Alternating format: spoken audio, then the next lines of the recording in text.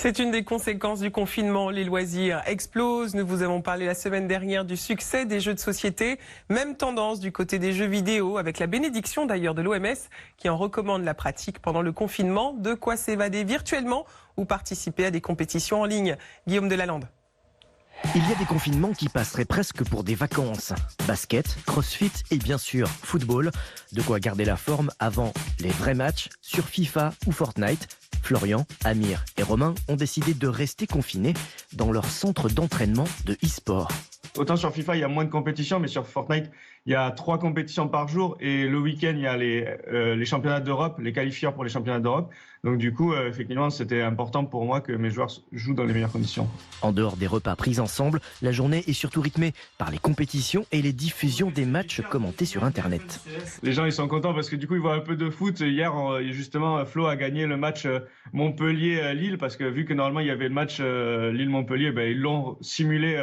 Du coup, je pense que c'est important pour les gens de regarder de l'e-sport et de la compétition, quoi. Et pour les joueurs, rester confinés devant un écran est presque une qualité naturelle.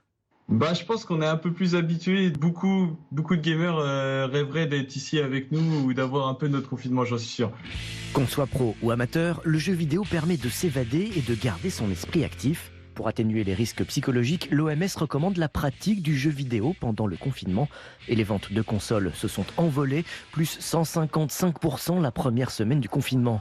Au top des ventes, les jeux familiaux et compétitifs comme Mario Kart, de la poésie avec les aventures fantastiques de Ori, un esprit de la forêt, des jeux pour apprendre aussi, initiation à la programmation dès l'âge de 7 ans et ce gratuitement avec les lapins crétins. Tu as un lapin qui est posé dans une station spatiale et le but, c'est de le faire sortir de la station à travers une machine à laver. Tu apprends les bases en enchaînant des séquences, des instructions très simples. Mais le carton du moment, c'est la nouvelle édition d'Animal Crossing, ce jeu où l'on croise des amis virtuels sur une île qu'on peut aménager comme bon nous semble.